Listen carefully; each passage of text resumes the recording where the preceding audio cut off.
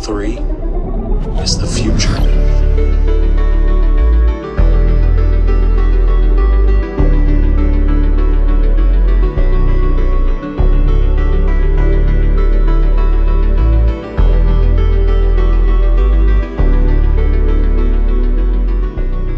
Welcome, crew, to What Are Your Three, a Channel 3 podcast where we take a member of the Channel 3 community, discuss 3 games of their choosing, go through some honorable mentions, and a few other odds and ends for a nice little video game discussion. I'm Dan. With me, as always, Ray. What's going on, everybody? Today's guest, I have to describe 2 different ways. Number one, part of our ticket redemption series, this is what we're calling it here, is Jube redeem tickets to have today's guest. Basically goes at the front of the list because we have such a list of guests now. Those tickets basically just shoot your guest up to the front when we do these recordings. And number 2 is the second half of my personal story. I'm sure I mentioned it when we had Mickey Wins on. Mickey Wins being my original kart coach, but this was my second kart coach. I give all the credit to anything I've accomplished in Mario Kart to these 2 people. Today's guest, Mr. Ganonslayer himself. Ganon, how you doing tonight? No complaints, all is well, and thank you for having me. Was it Frizz who also spoke very highly? I'm trying to remember. There was somebody else who in their kart journey spoke very highly of it. Said a lot of nice things, and it made me feel really warm and fuzzy inside, and I appreciated it all. Thank you, Frizz. What you folks can't see, who like we use video just for like the sake of eye contact with this, but what you don't see on video is over Ganonslayer's left shoulder. He's actually got a list of people just on the wall behind him. It looks like, is it a whiteboard or is that like that's a hard written list written with what appears to be ink dipped pen of people who are on his nice list. And Ray, it's got Ray and Frizz on the nice list for it. And I'm not going to list the names that are on the naughty list that have apparently not given Ganonslayer appropriate credit. So it's fun to see it hanging in your office there. It's nice.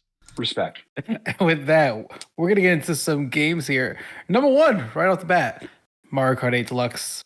You know, a lot of people would have probably been upset if you did not talk about Mario Kart tonight. So we have to start with this. Tell us your history of Mario Kart. So the first thing I want to say is that it was a challenge, just like anyone else, to choose your top games. And I used different criteria to figure this out. And I changed the list how many times. But I want to say that the top 3 aren't necessarily the games that I played the most.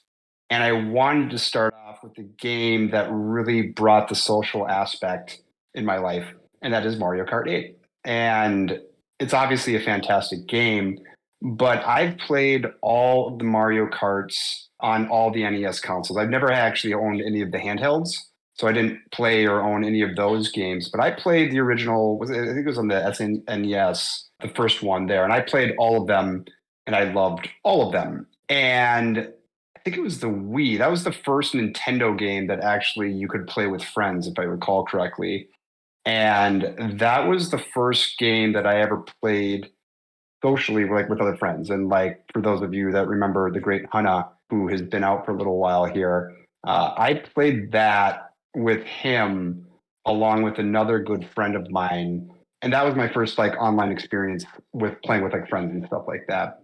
And so, you know, I only had a couple friends that I would do that with. And I loved the Wii Mario Kart. Like the motion controls were actually like, I think they were fantastic. I remember just like sitting with like proper, you know, my back was straight and everything else with the wheel and all that kind of stuff. And so, yeah, I played that and I loved that game. And the fact that it was a social game, I realized is why I played it much more than I would for pretty much any other game. And then when Mario Kart 8 came up, I've owned every Nintendo console and I owned the Wii U. I went to Walmart at 12 o'clock in the morning to buy the Wii U, which is funny because that was just like, for the most part, a colossal failure in terms of sales. But I bought that game and my goal was to get the highest points you could get playing online. On the Wii U, the highest score on the Wii Mario game, the highest score you could get was 9,999 points. And I only got to 9,900. I was like less than 100 points away and I never got it. And so when the Wii U came out, the Mario Kart 8 on the Wii U, My goal was to get to the same thing, 9,999 points. And then, which I think, correct me if I'm wrong, guys, but I think initially that was the highest score you could get. I could be wrong about this. But then they changed it to 99,999, like 10 times the amount of the score you could possibly get. And I got to 10,000 points on the Wii U, and then I just quit because I wasn't playing with anyone. So that come out, I'm trying to remember, was that 2014? I think it was. It's been 10 years, yes. It's been, wow, that's wild. And so I played that, I got there, and I just quit.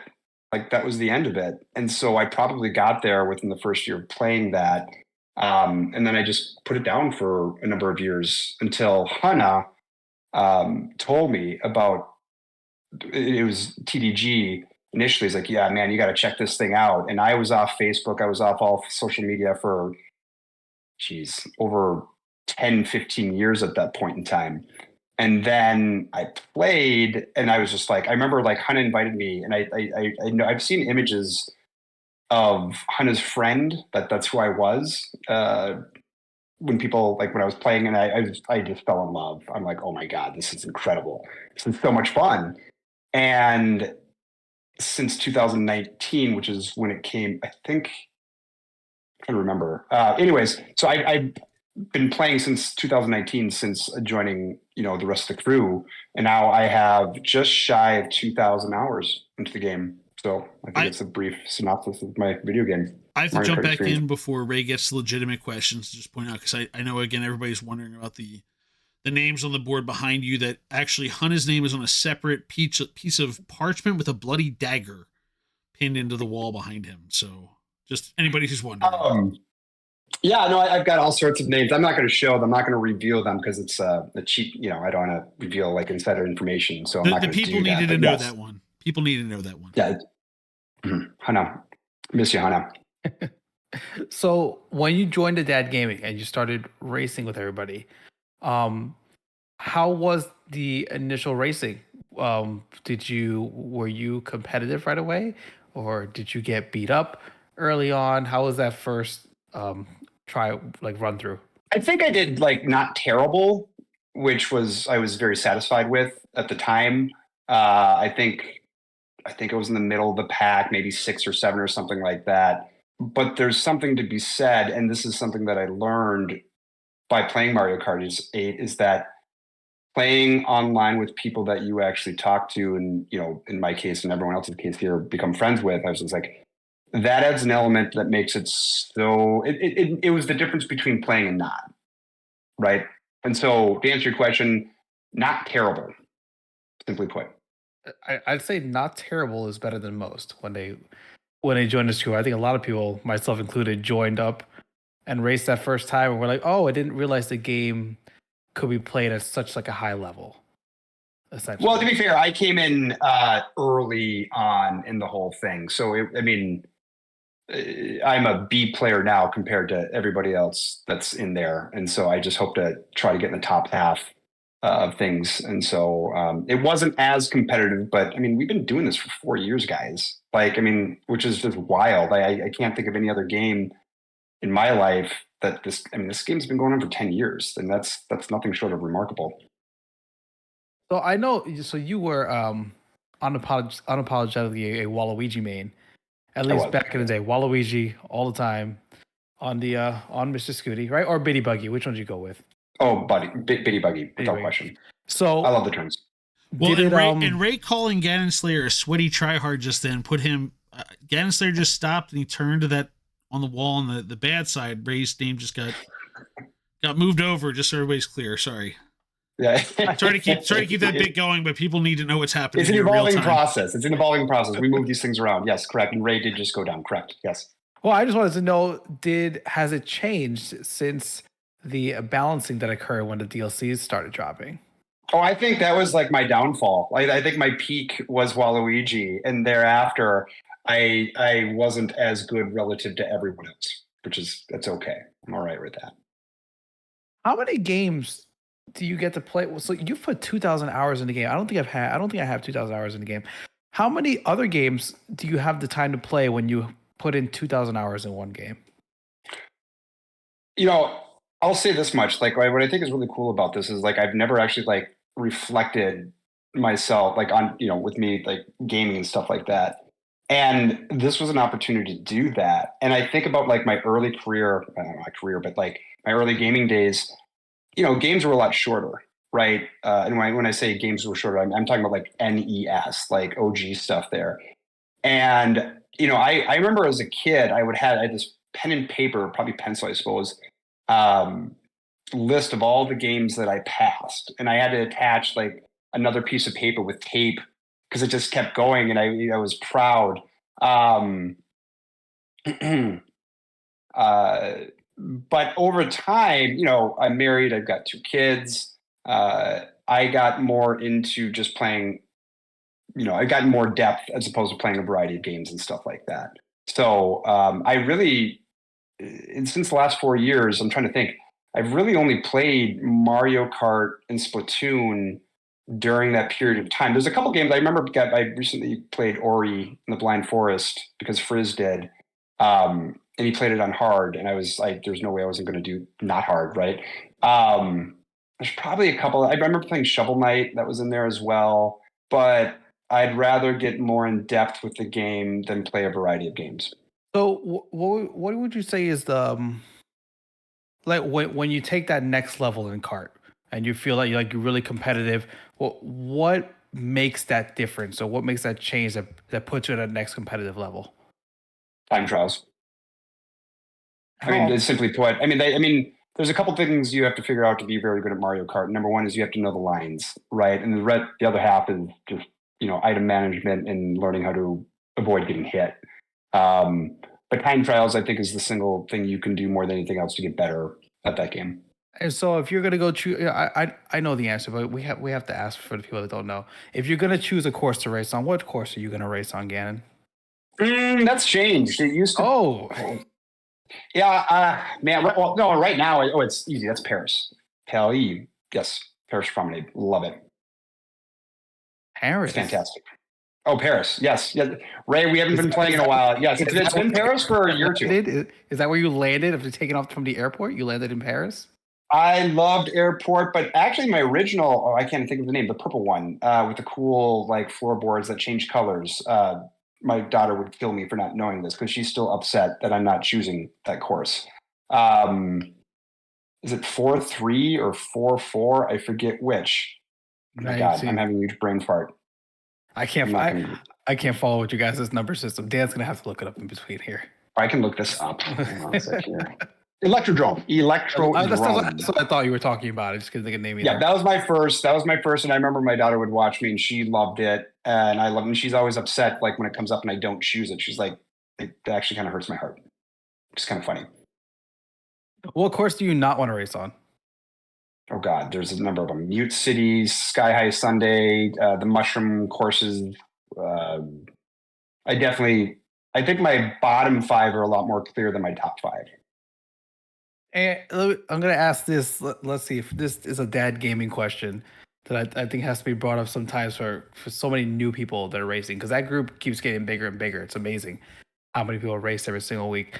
What would you say is the number one unwritten rule when it comes to course selection in the dad gaming? Baby park. If you want to be a jerk, pick baby park. What course must be selected, though? Oh, must be selected? Yes, must be selected.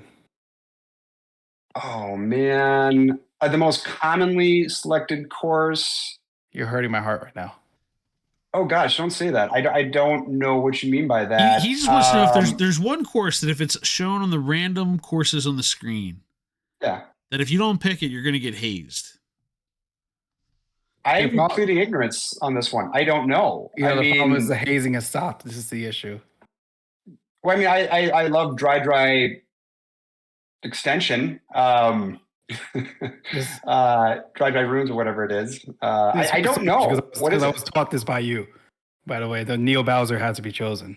I honestly, I think that probably would be the most commonly picked one. I agree with that statement. And you needed to refresh my memory of that. I think that's absolutely true. That's a fantastic course. It's gotten soft, Ray.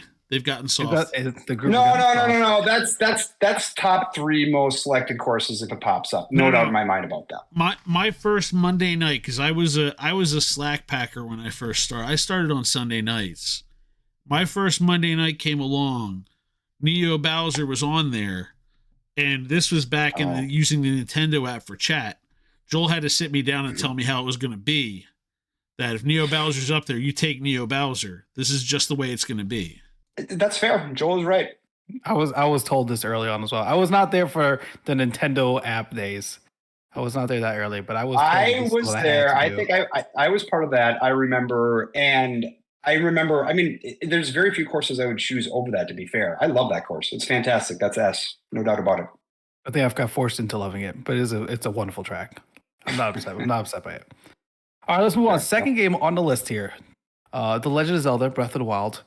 And I have to mention that we are recording this on the Sunday before the final vote for the championship between Breath of the Wild and Super. Oh, I wrote the wrong thing. Yeah, you wrote the wrong thing down. I was waiting for you to do it. Oh my gosh. It's Super Mario World, excuse me. Super Mario World and Legend of Zelda Breath of the Wild is tomorrow's championship vote. That's the night we're recording.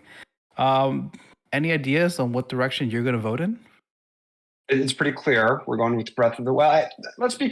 I didn't say this to you guys beforehand, but I actually called this Legend of Zelda Breath of the Wild because I was actually incorporating both the first Zelda game and Breath of the Wild, right? And so I'm actually saying that they're both, I'm cheating to a certain extent. That's 2 games in one right there. I guess in my mind, the credibility of this voting system is at stake here. That's my opinion. If Breath of the Wild doesn't win, then, we've lost credibility in the system and all hope is lost. So Ray, normally I have to interject here because normally I prepare multiple quests for. Oh no! Did I take your thunder? And Ray took the quest from me, but that's okay. I've got time to make an audible.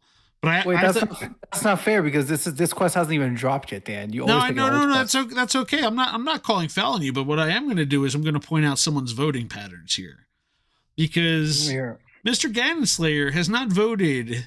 I just got to point out, I knew what his vote was going to be before he actually answered, because he's not voted in every matchup, Ray. But you know what he's made sure he's voted in every matchup for? He's made sure every Breath of the Wild vote. Yeah. He's put his voice out there for it. So there was no doubt that was going to be his answer here. True statement. Yep. Fantastic game. All right, let's talk about Breath of the Wild, and let's talk about why you're not picking Tears of the Kingdom. I think you just kind of have to talk about that with this game at this point. I've said this to our fellow mates before, and if Breath of the Wild and Tears of the Kingdom came out simultaneously, right at the same time, then I think Tears of the Kingdom would be the better game. However, one of the factors, one of the criteria that you use and determine like how good a game is its novelty, right? How new is it? And Tears of the Kingdom was, mostly Breath of the Wild. So the wow factor wasn't there as much as Breath of the Wild, right? And it's really just that simple. And to give you some objective criteria to determine that, I believe in Breath of the Wild, the amount of shrines, the total shrines you could get was 120, right? And I think Tears of the Kingdom was around 155 or something like that. And little side note, my wife and I, we played, when we first started dating, we ended up playing the Zelda on the Wii, the original Wii. So it's something that we both played together. We played all the Zeldas on the major on the Nintendo systems like that ever since. And on Breath of the Wild, my goal was to first get to 100, get all the shrines first, then we'll go fight Ganon, right? And then on Tears of the Kingdom, I did not make that my goal, right? It became a little bit more redundant the second time around. But again, I'll just reiterate this point. If they both came out at the same time and you haven't played either of them, I think Tears of the Kingdom would be the better game. But I had a more fun experience with Breath of the Wild just because of its novelty. I mean, it's just such a remarkable, fresh game, and you could do all sorts of different things, and it was magical. I loved it.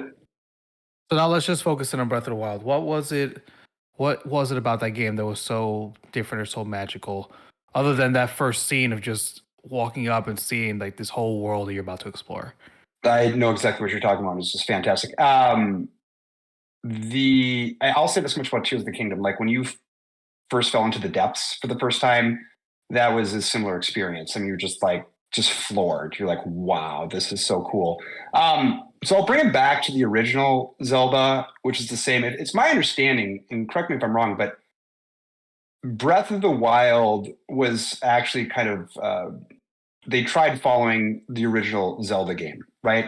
Specifically, you could do things in different orders, and your choice, you could accomplish your goals in so many different ways, right? And that's it. Like that was just so fantastic to try to accomplish a goal in so many different ways. To me, I've always loved that aspect in games. I don't think all games require that, but if I'm going to play like a solo game, I think that's such an important factor. And it's obviously just a beautiful game. The art was just gorgeous. The music was fantastic. The gameplay was great.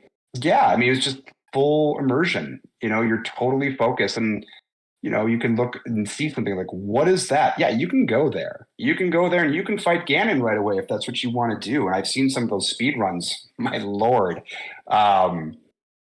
Just the variety of different ways to accomplish the goal was such a huge role in why it's top tier masterpiece.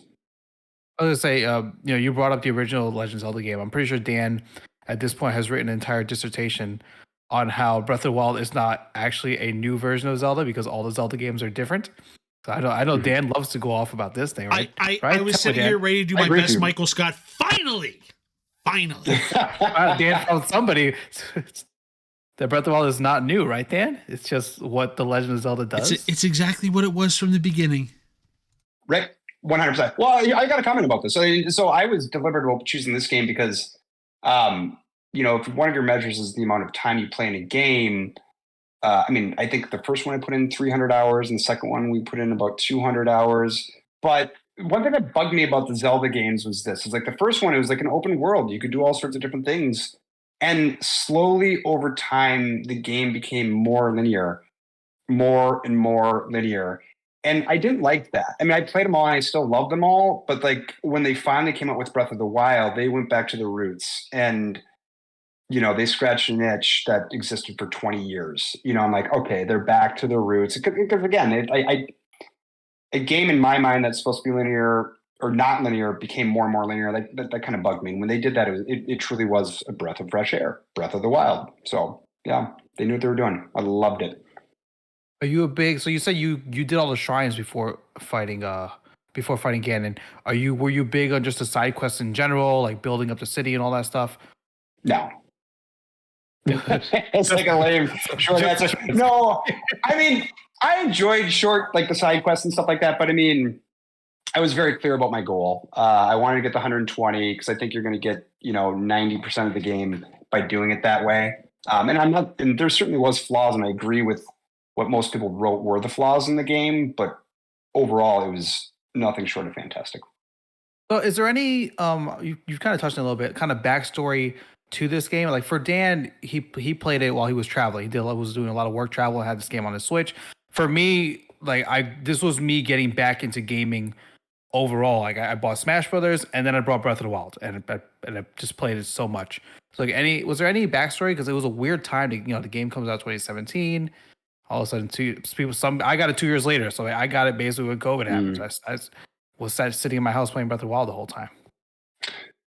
I'll say this. My wife and I, as I said before, we played a handful of games together. We played a couple of like the side scroller, like Mario games and stuff like that. But the reason my name is ganonslayer is because of my wife. I remember because we bought the Switch. Didn't it? That was like the debut game for the Switch, wasn't it? It was one of the. It was the game, and then Mario Kart. Yeah, right. That's correct.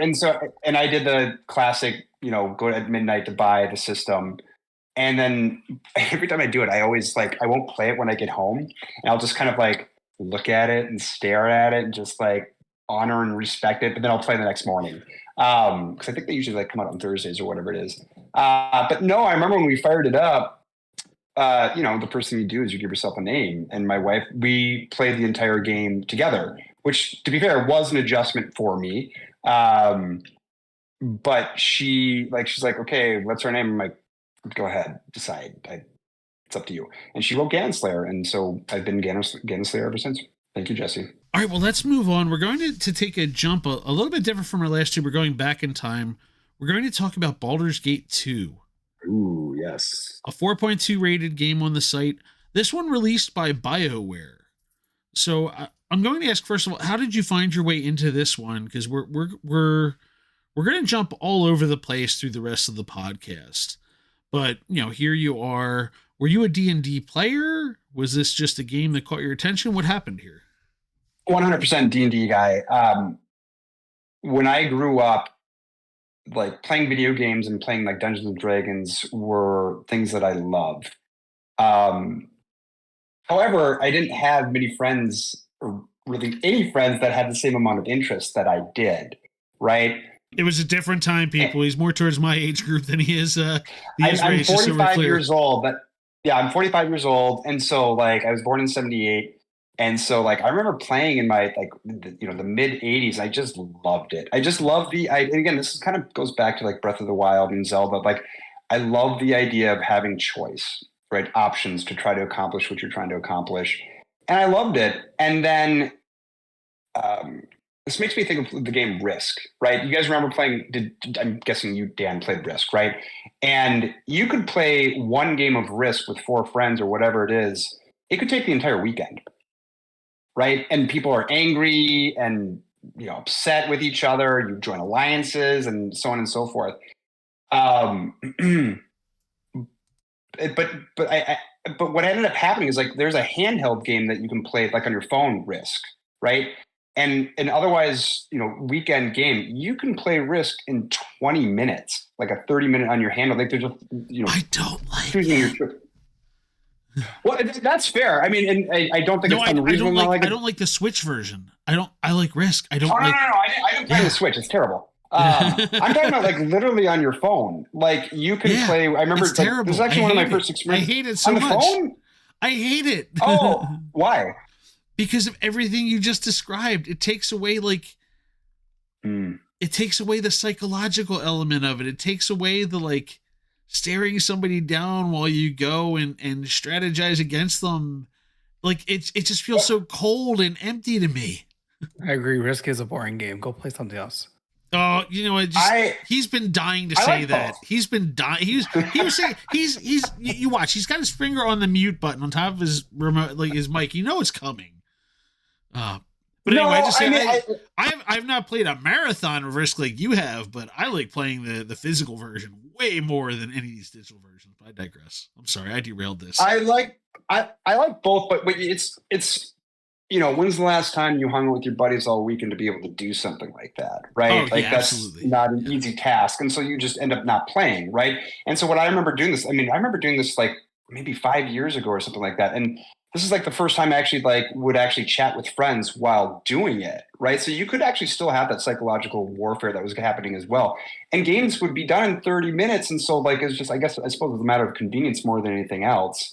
And so back to my point of Baldur's Gate 2 and the expansion choice, pass. openness. The world is your oyster in D&D. Yeah. 100%. And so if you're going to engage in combat with somebody, fighting a vampire, it's going to take you, it could be a 20, 30-minute ordeal if you're doing the tabletop and stuff like that. However, when you play it on, on PCs, which I played with back then, these costs of so much time of rolling dice and all those kinds of things, you eliminated those things.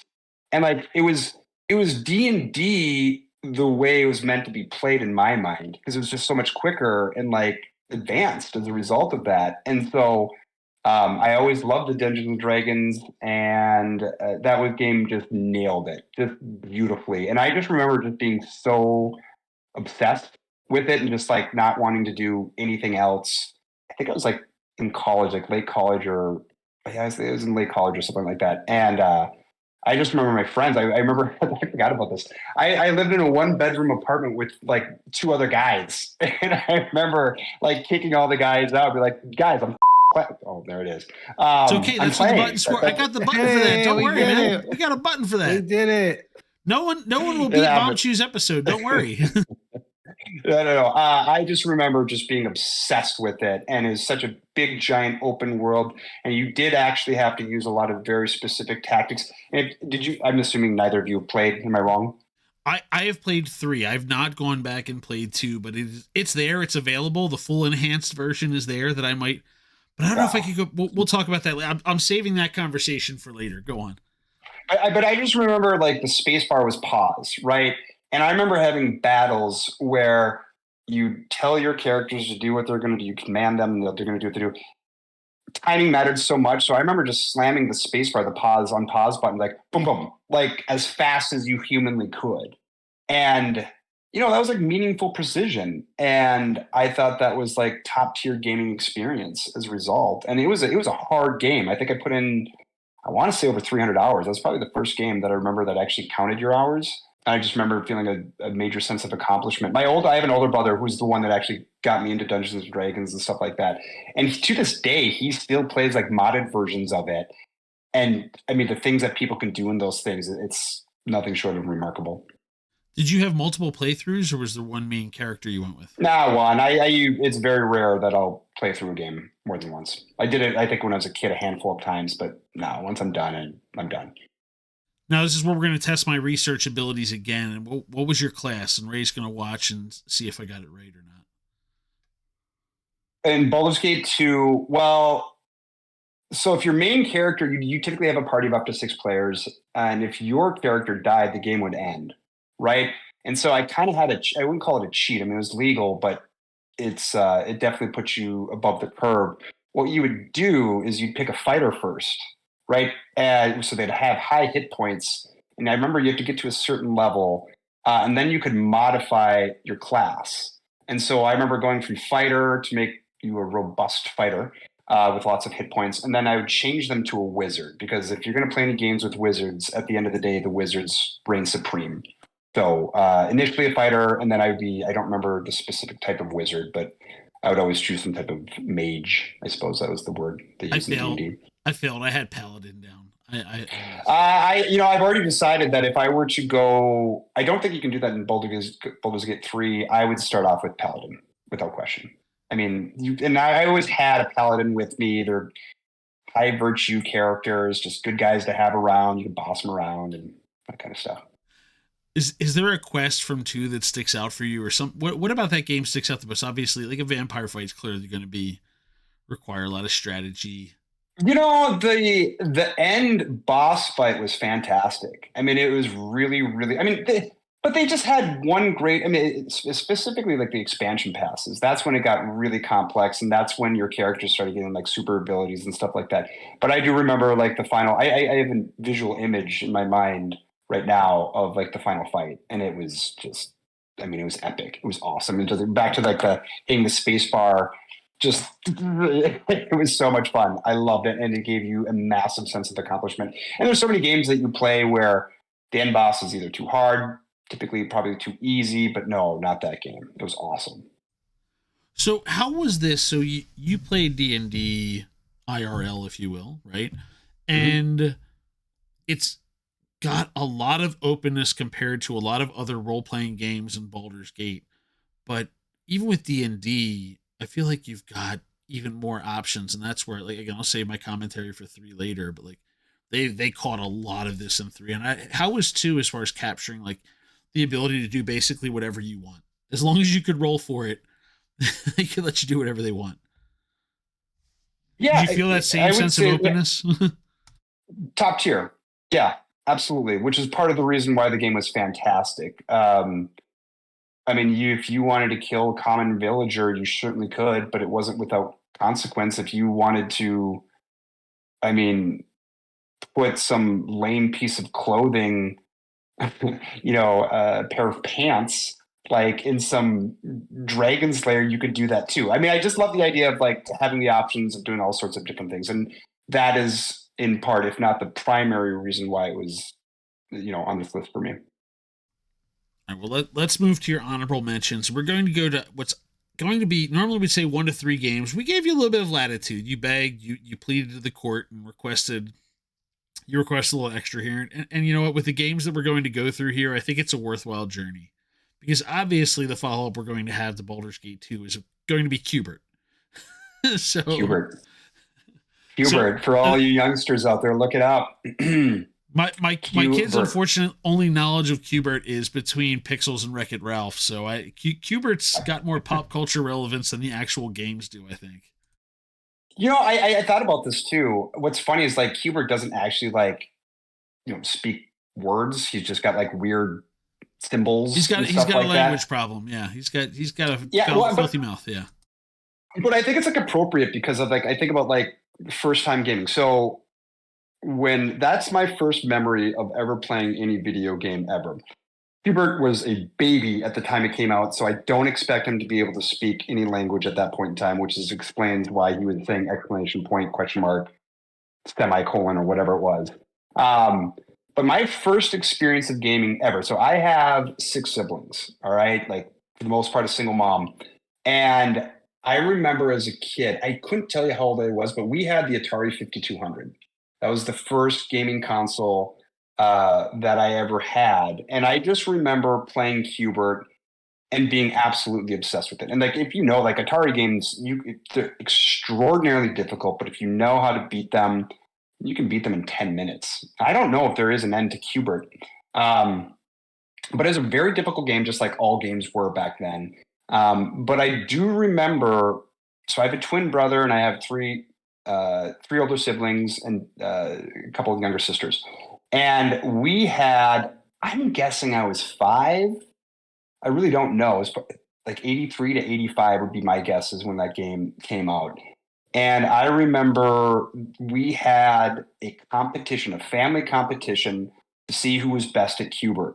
And so I had, my oldest brother was probably, 11 or 12. I had an older brother that was probably 8 or 9, and his sister probably had no desire to play any video games in any capacity whatsoever. But I beat everybody. And that's my first memory of really feeling a sense of accomplishment and just being proud, I guess, playing video games. And that's if you ask my older brother now about that, that's the first thing he's going to say, yeah, you beat all of us at the big family competition. So just fond memories. And it's the first memory I have of playing a video game, period, and doing well at it. And just so everyone's aware, for these older games, you had one of 2 options. Either they had a final level for it, which this one did, or the game just broke eventually. Oh, really? Yeah, because there's only limited capacity for processing and memory and everything for these games. So you either had it breaks eventually and just stops working, or they built a certain number of levels. And this was one where they had 40 levels for it. So there's that. They had 40 levels in that game?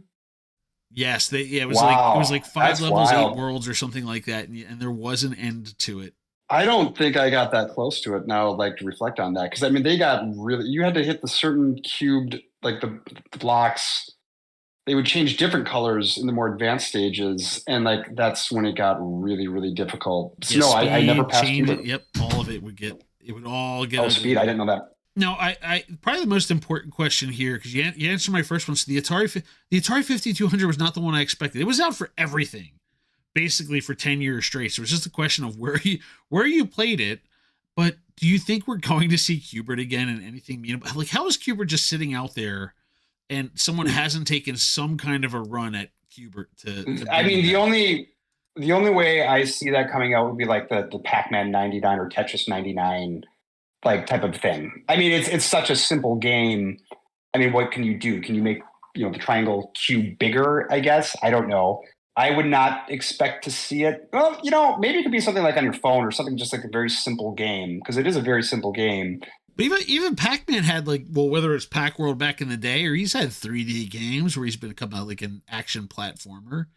Qbert's just there. Yeah, but Pac-Man was clearly a much bigger game, right? And people my age, your age, they're going to be drawn to Pac-Man a lot more. And I suppose you're probably going to be better off spending money somewhere else to make money. on a different game would be my guess. But no, I mean, I would definitely play Qbert if they came out with Qbert again. But alas, in the meantime, you own it in your family. That's the important part. I do. Yeah, that's my first gaming experience, and to this day, I am proud. Next game up on the honorable mentions is Splatoon 3. So when I learned that you were like a big time Splatoon player, I felt like it was this well kept secret that was just like in the back alleys. By the way, ganonslayer is amazing at Splatoon 3. But you've been active in this like really big group that's been playing on Channel 3. Where does Splatoon start with you? Is 3 the first one you played? Did you play 2 and 1? No, I probably have more hours. I should say probably, like I'm certain of this. I have more hours in the Splatoon series than any other series, period. And I remember when the first one came out on the Wii U, it wasn't an initial game. I think it came out maybe a couple years after the Wii U came out. And it was actually the first brand new franchise game that Nintendo came out with, I want to say like in well over a decade, as opposed to like a second or third or whatever. And I remember like looking at it and thinking, that looks kind of cool. And I just randomly bought it. And mind you, like I'm 100% a Nintendo fanboy. All right. The only other shooter game I've ever played was James Bond, GoldenEye, from when I was in like high school or whatever it was. So I've never played any Call of Duties or Halo or any of those games. I think I would have been pretty decent at them, but I played 2 Xbox games. That is it. And some PC games and stuff like that. But I've otherwise just like 99% Nintendo guy. And I remember when I bought it, like I wasn't playing with any friends or anything like that. And I remember just being floored. Just, I was good at James Bond 30 years ago. But I remember just like it has, and I say this to anyone else that's joining, it has a high learning curve, higher than most games, right? It's very unique. It still like has a motion control aspect to it, which a lot of guys don't use. But I remember just thinking it's absolutely brilliant. The precision and the controls and the strategy of the game are top tier. It's nothing short of fantastic. And then I put in a ton of hours in the second one, but that was pre, meeting you folks. It was just me and Hannah playing that game, and that was it. But then 3 came out, and I never, intended to try to push the game. If people want to play it, great, and I'll be there. But we didn't push it. And I think JPEG was the first person that started playing it with me other than Hannah. And then slowly but surely, actually, you shouldn't say slowly but surely. And I remember like all of a sudden, like the vast majority of the people that play now bought it within like a 1 or 2 month period of time. I think, Ray, you were part of that. As a matter of fact, we played a handful of times, and you have a small number of hours, whatever it's worth, Ray. You're really good. And I think I've told you that multiple times. Like you're clearly like a gamer. I think you used the crossbow or the bow and arrow or whatever. I did early on.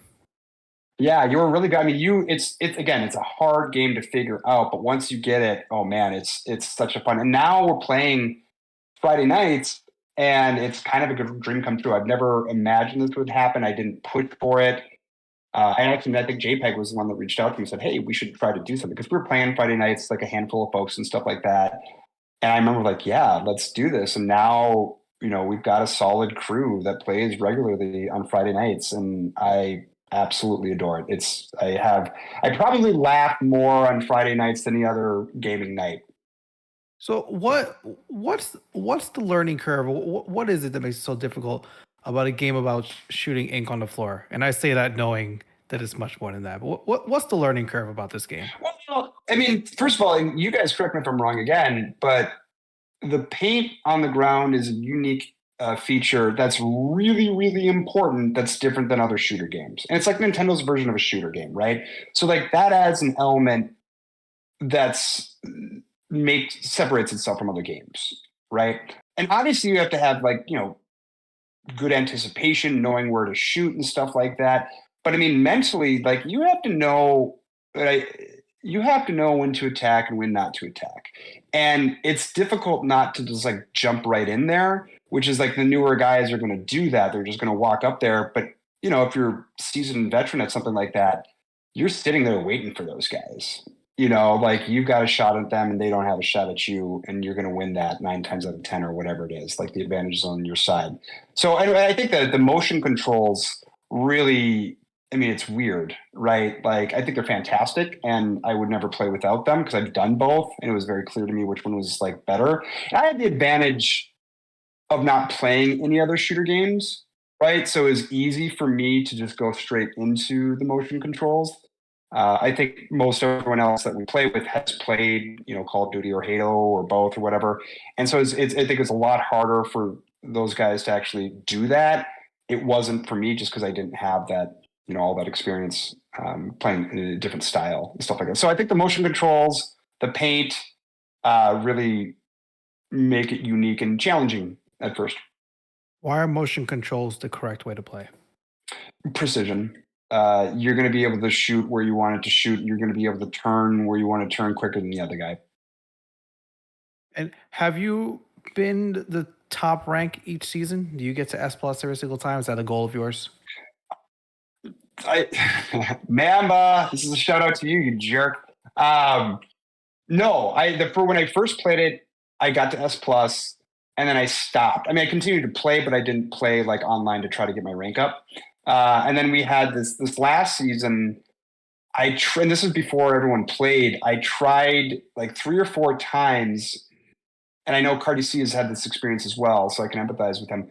And then I didn't get there, so I just stopped. I continued to play. Like we weren't playing that much at the time, but now we have a new season. I don't know how long the seasons last. I want to say like 3 months ish, something like that.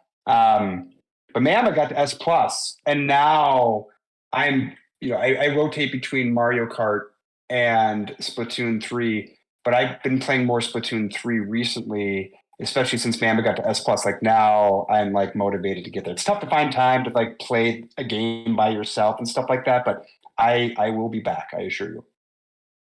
Last question, you know, everything here we've talked about has been about the multiplayer. Does the single player game, is it worth playing in this one, or is it just about the multiplayer for you? You're probably asking the wrong guy, because God bless his soul, JPEG. He's the one that's putting up the quests and stuff like that. And I really have never played the single player quest. In the first one, there's like an introduction, but I think it was a pretty crappy single player like game and stuff. They really ramped it up in 3, but I don't really care. Give me my 120 shrines. I'm not doing the side quests. Just like, let's play. And the best part of the game, I feel like the single player mode is really just to teach you how to play online. Fair enough. I never opened up the single player there. I bought it. Bromain was streaming on Fridays, and I said, "Yeah, I'll play with everybody." And that's I play when you guys play once in a while. And that's it too. And it's fun. It's a great game. Fantastic.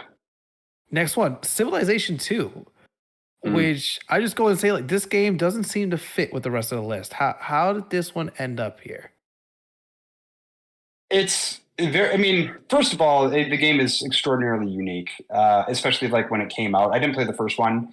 Again, my older brother, Andy, he's the one that introduced me to it. It's a role-playing game. And it's also it was completely unique to any other game I've ever played, right? Like you had choices to make, like what you actually want to research and how does that impact your actually, like, you know, your cities and your civilization and such. You know, I think I have a minor in history, so I was always kind of interested in, you know, who you're going to pick and stuff like that. But it was such a novel experience, and it was a numbers game. I really enjoy. I mean, so like Dungeons and Dragons and those types of games are numbers games as well, right? They're not hand-eye coordination games. And I played.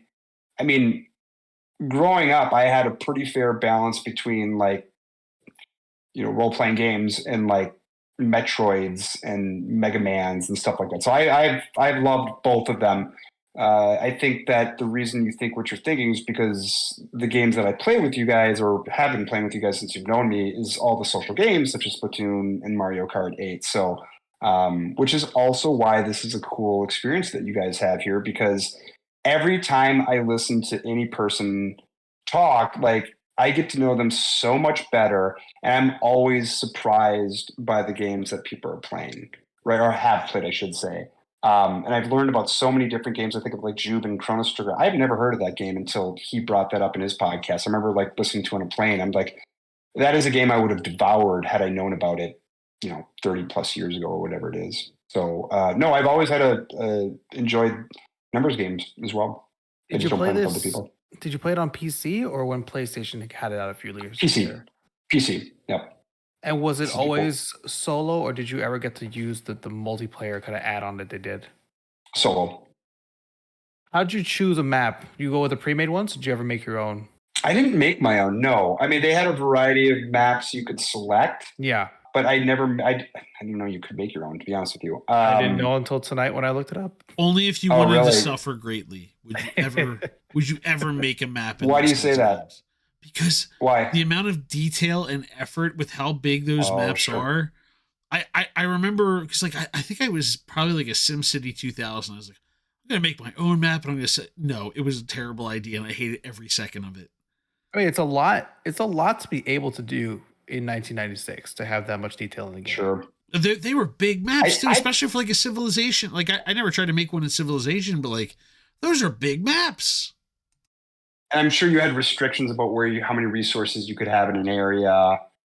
How far apart the other civilizations are going to be from you. I suppose that could be an extraordinarily detailed thing. I probably played that in the early 2000s, maybe late 90s, probably earlier 2000s would be my. Oh, actually, you know what? Wow, I remember playing it first, and that would have been like 2000, like right on the spot. I remember like living with a girl, and she hated that game.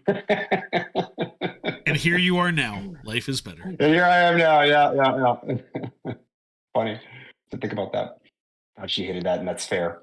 Well, let's move on. We're going back into RPG land with the original Final Fantasy, 4.2 rated on the site, the one that saved SquareSoft and started it all. Dave Squaresoft. I don't know the history. They that was basically during the video game crash in the 80s. And they basically it was like their last, okay. It was their last effort basically to survive. And they released the Wow. game and it was a hit. All right, so I'm going to once again date myself. I remember when you would rent video games at the local video store, and the internet did not exist at that point in time, or at least not in mass. And it's like, we're not using this thing. And I remember going to the video game store, the movie store and stuff like that.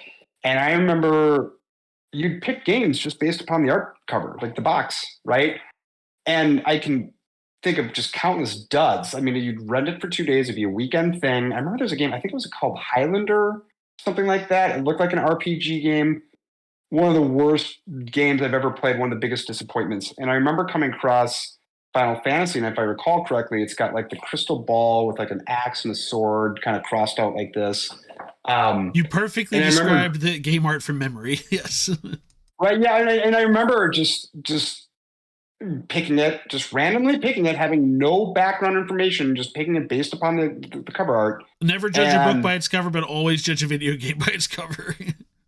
Oh man! Well, Highlander that wasn't Highlander, something like that. Oh god, the head of this guy fighting a dragon with a sword and the dragon's blowing fire. That was a great cover, and it was one of the worst games I've ever played.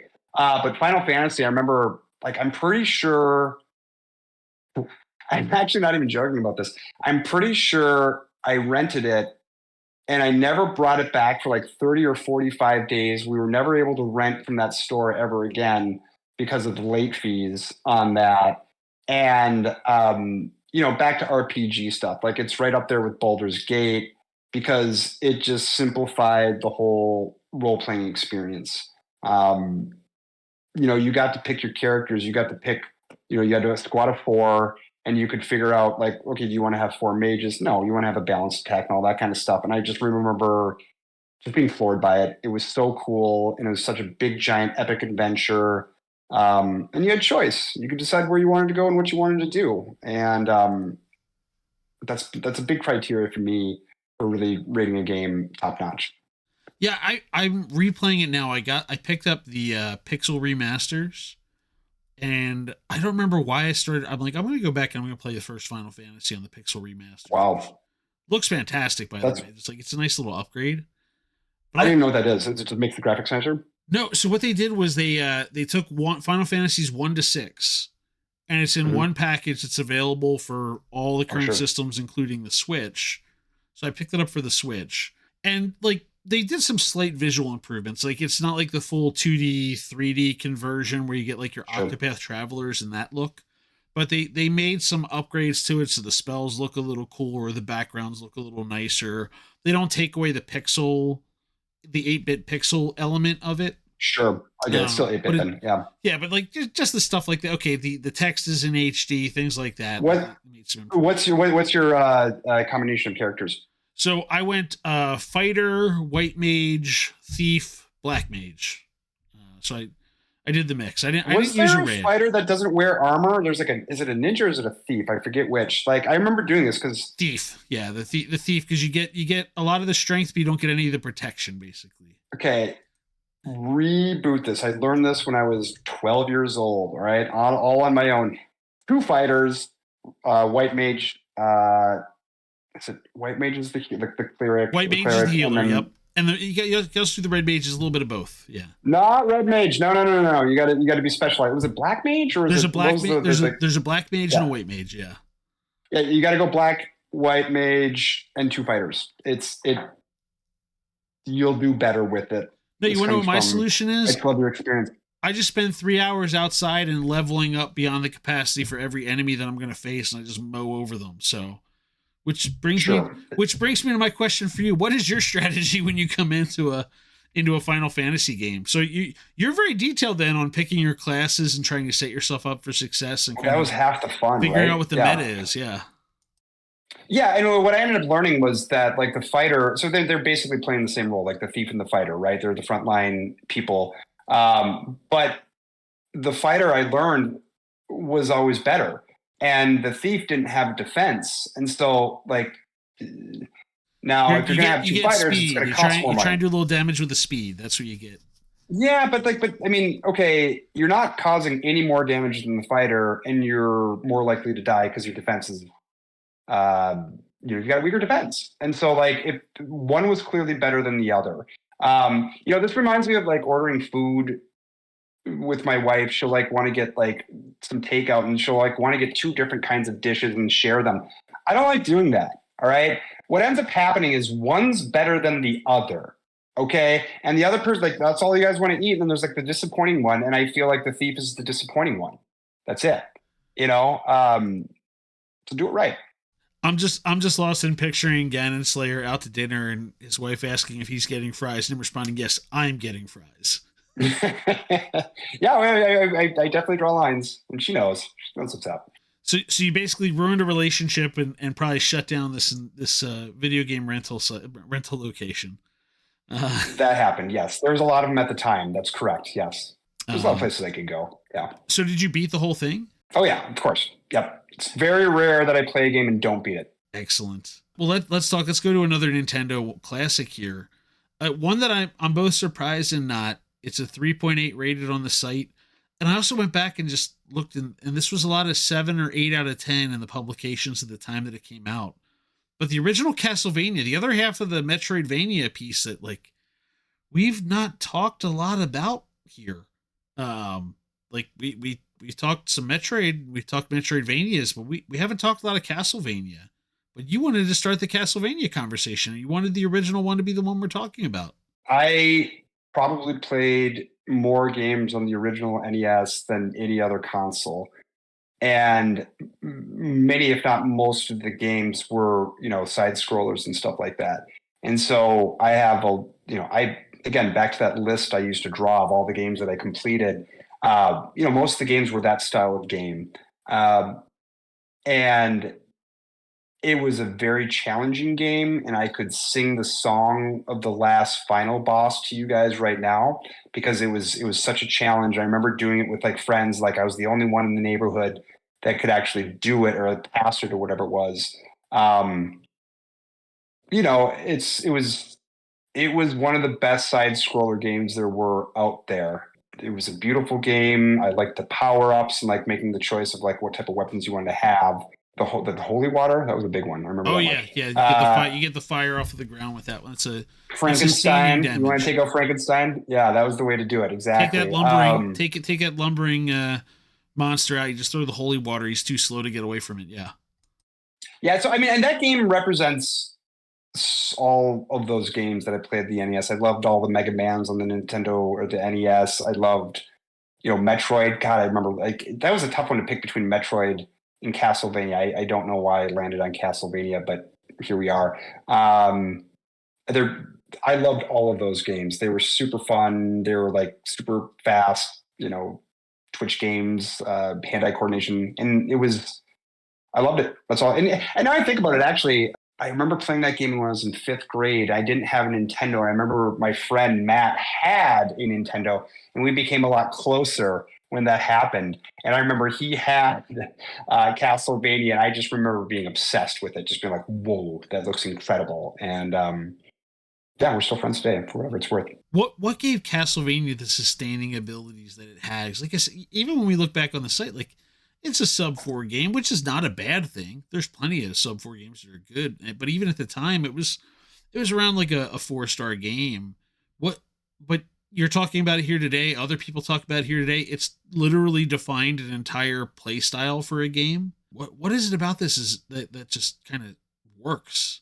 Pretty sure you answered your own question. Like 100%. It definitely, it wasn't by itself, certainly, but it set the stage for many games that exist to this day, right? I mean, Metroid's different because you could, Castlevania was a linear game. You're just basically going right for the most part, right?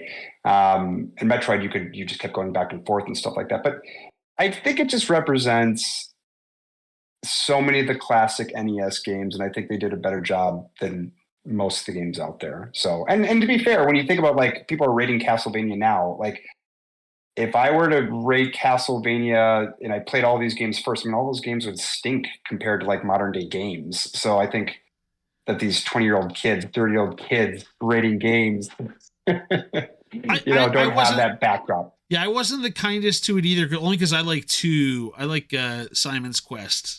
Oh man, that was as big of a change in like Mario 2 and what was it? Like Zelda 2 as well. Oh yeah, Zelda 2 is an entirely different game, yeah.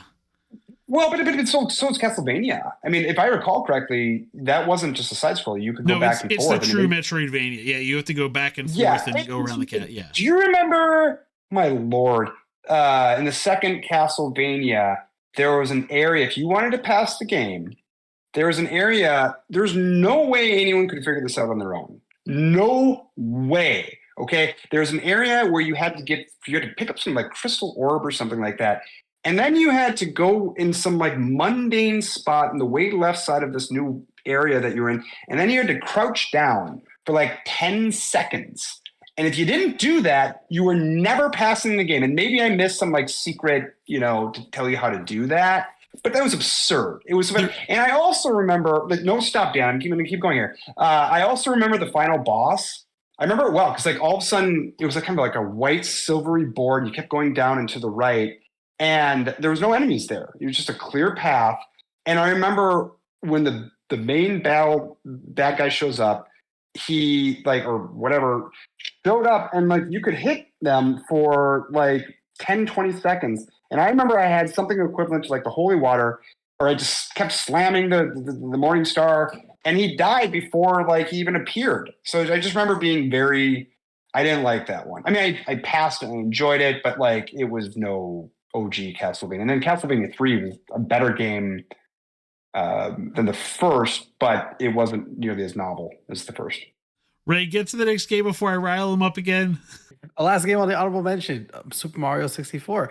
I think we should talk about this game every week because it's, just a wonderful game. But you tell me why we need to talk about Mario 64 today.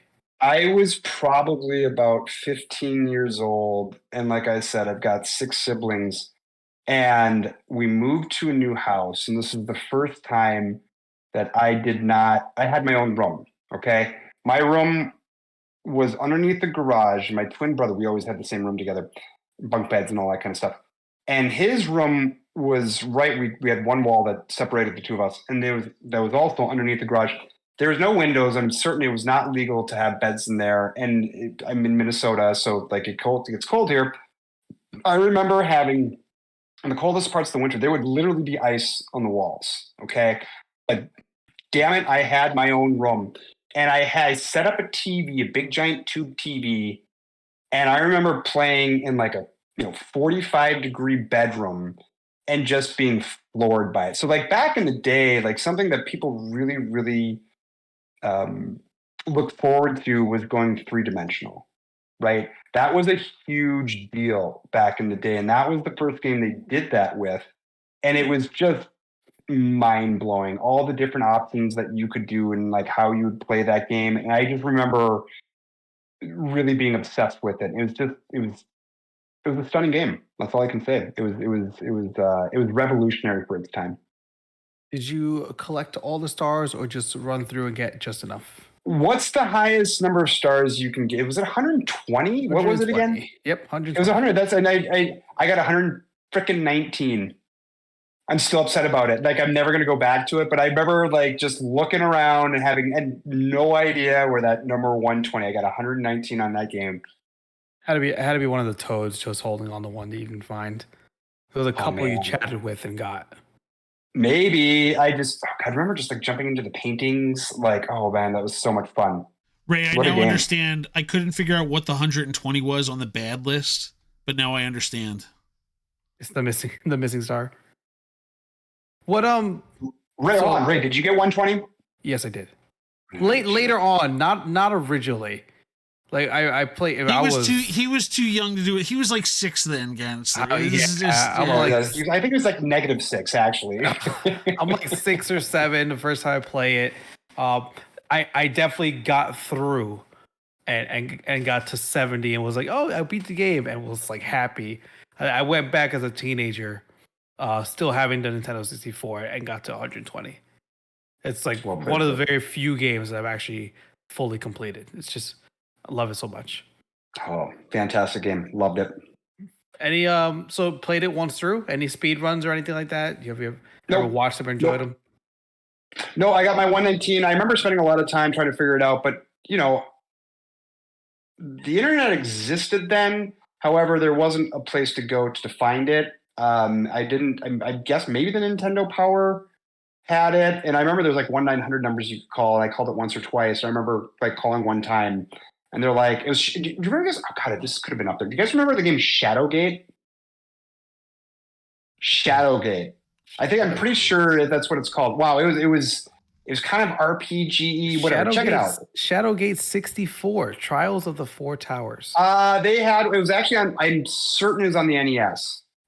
Shadowgate NES. Do NES Shadowgate. Yeah, hey, look at that. There it is. Mm-hmm. Yep. And I remember like that was a fan. I remember playing that with a friend and just like, a late Friday night. Oh, that was so much fun. But I remember I was stuck in this part towards the end of the game. And it was like one of the 2 times I called the 1-900 number to figure it out. And I remember I talked to the guy. I'm like, all right, bro, like, what's up? You got to help me out. And, this is just some guy with some magazines. He never played Shadowgate. I didn't know that. I thought he played past every Nintendo game ever. And he didn't have an answer for me. He's like, actually, what? Now that I recall, I remember he said to me, he's like, well, dude, this is like the end of the game. I'm not going to tell you that. I just remember being like so upset, but I eventually figured out whatever had to happen. It's like this weird room with like a weird looking tiger thing and some holes of fire in it or something like that. I don't remember. I don't remember the question. Where are we? What are we talking about here? Man, I just want to be there when Ganonslayer has his life flash before his eyes and sees this stuff. Shadowgate. Oh, yeah, that was a gem. That was a gem as well. Loved it. We'll tell you what, let's go. I've been dying to get back into since the Baldur's Gate 2 discussion. We asked you, what's the future game you're looking forward to? And your future game was 2023's Game of the Year at the Game Awards, Baldur's Gate 3. Mm-hmm. This is the second time someone is invoking a previously released game, which again, we'll allow it. I'm okay with that. It's 4.8 rated on the site, so it's got its it's got its folks who are out there. I got to tell you though, I got to give you a couple warnings here. This is a hard M, hard mature rating on this one compared to the teen of Baldur's Gate 2. Dungeons and Dragons is like that. I mean, it's grotesque. It's Game of Thrones, all up in your face. Yeah, absolutely. And that's part of the fun, I suppose. Yeah, I would say I've got conflicted feelings because you asked me, like, what's the game I'm looking forward to? And I can't say there's any specific games that have not yet been released that I'm looking forward to. I mean, like, I'm looking forward to Mario Kart 10. I'm looking forward to the new Zelda always. But Baldur's Gate 3, like, I'm so conflicted because it's actually right on point with what you were saying earlier. Like, you didn't like Risk on the handheld because you enjoyed, the actual process of rolling the dice and moving the little pieces and staring at your enemy who thinks you're friends with, that type of stuff. Baldur's Gate 3, it's funny about that. I actually bought it, and I own a Mac. It's my work computer, and I bought it on Steam. I didn't play it for a while. When I tried playing it, what ended up happening was I couldn't play it. It just immediately crashed. I'm completely inept in trying to figure these things out. Your Mac caught fire, probably, yes. I mean, it didn't work. And then all of a sudden I realized, and I don't remember the guy's name, but I never played the game. I downloaded it, but it just wouldn't work. It was crap. And it's funny. I would go on to Steam later on, and I see that some guy was playing Baldur's Gate 3. Like, someone stole my crap. And, like, they had, like, 20 hours into the game. I haven't played it once. What's going on here? One of the concerns that I have about Baldur's Gate 3 is that if I understand it correctly, if you're in battle with combat with somebody, you actually roll the dice, right? It takes 5 seconds in between each roll. Did they get rid of that, or is that still there? I haven't done any PvP, but the battles I've done, I'm still pretty early in the game, but no, it's just been attacks, and it's just based on your strength. Okay, so dexterity. Then they must have gotten rid of that. Okay, but I mean, it doesn't, like, if you want to attack somebody, I mean, how long does a battle take if you're going to engage in a battle with a group of goblins or whatever? I mean, it depends. Like, random battles, just a few minutes. It's not okay. Well, that makes me feel a lot better, because when they initially came out with it, they were very steadfast. I don't know if that's the right word, or at all, but they were very deliberate about keeping, like, the roll for each time you hit the attack button. Which, in my mind, like, this is going backwards. This is why we have computers to be able to get rid of that whole experience. It just takes too long. We don't need to wait and see that. And so I was scared to play it just because I thought it's just going to be prolonged longer than it should be. You are doing skill checks whenever you're trying to do something in the world, though. Like, if you're going to analyze something, you're going to do, like, you're doing skill checks for all of that and rolling the dice for it. But no, not for attacks. No. Well, good. It's pretty smooth. Like, it's a great experience. Yeah. Oh, eventually when my computer craps out here, I will get one that's capable of playing it, and I will do I probably won't do anything about that guy that's playing my game right now. But oh my God, he just accidentally knocked a glass of water over onto his computer right in front of us. What a shame. Oh no, heaven forbid. Oh my God, do you hear it? Oh. I'm trying to think, like, that's. I mean, I just don't have that much time to play video games, and, like, it's always at nighttime when I can play, so I'd rather play with friends than not. But no, that'll be a game I will definitely dive into, and my wife will hate me for like 3 months or something like that. I told you, like, I have not gotten far because my problem is, like, I'm refusing to play it if I have less than 90 minutes available. So I have not played. Yep. I've not played much because, like, at most, if things are generous, like, gaming time to myself is about 45 minutes at most. I'm like, nope, that's it's not going to happen. I need like a 90-minute stretch, because, like, you have to be in this, and, like, your brain has to work differently than it does. Because, like, you can't play that game. I can do anything. My brain has to be set to, like, I'm not limited by 4 options in a menu or just pressing the A button on something. Like, if I can do it, like, let me pick up a rock, let me throw a sword at that rock that's up there. Like, I can do whatever it is I want to do. I can do it, and my brain's not. I have to be ready for that. Well, I agree with you. That's the type of game I'm not playing less than an hour at a time. It's otherwise you're not getting anywhere, and yeah, it's not an efficient way of playing that game. And I'm looking forward to it. I will eventually get there.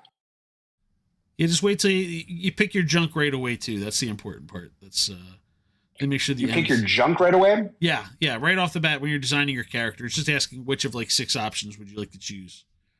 Oh, sure, gotcha. I mean, they have a lot of varieties. Yeah, there's jokes we had They there. got options for you there. Fear not. Yeah.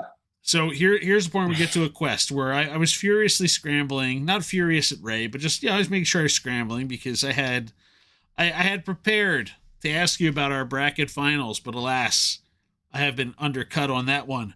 So I'm going to ask you something simple that will be a quest by the time this comes out. What button do you use for acceleration in Mario Kart? A. However, oh Jesus, you were doing okay, and now you're adding. Now I got concerns. I won't change because I've got under 2,000 hours, just about 2,000 hours. Like, you're not teaching this old dog new tricks, right? However, if I were to start off and if I knew or was aware that was an option, I think I would have done the Y. I feel like because I think I use the brakes more than anyone else in our crew, and I think it's probably a little bit easier to do it that way if you're doing the Y. But no, I'm a accelerator, and that's not changing. You're not a psychopath. Okay, cool. Thank you for clearing that up. I accidentally accelerated with Y one time. I didn't even notice I did it. Tried it out for a little bit and then realized I just wasn't comfortable for me. So you went from Y to A? Yeah, I prefer to roll my thumb to brake as opposed to dropping it down to brake. Yeah, you know what? You might be right. That might make more sense. That might actually be the more efficient play, but I don't know. I guess we never will. We'll never know. And the last question we ask everybody, what's been your favorite feature on Channel 3? Okay, there's a number of features that I like.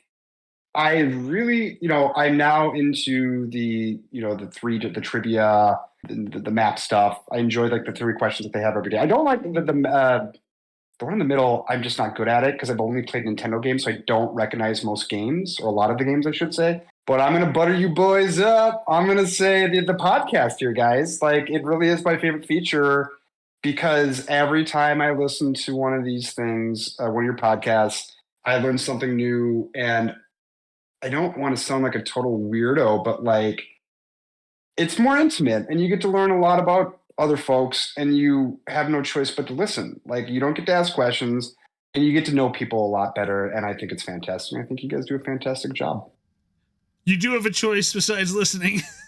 We're okay with people listening, but you have to listen. You don't have to. Oh, I was told by like someone in Channel 3 that I have to listen to these things. Otherwise, I'm out. Really? It's a requirement on the site. No, people want to listen, and I've listened to a number of them, and I love it. I think it's great. Well, thank you. And with that, we've made it to the end of another What Are Your 3 podcast. Thank you, ganonslayer, for being with us tonight.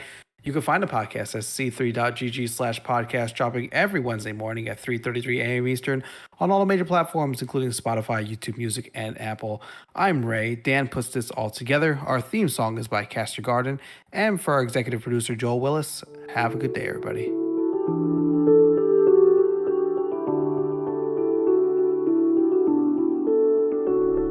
Channel 3 is the future.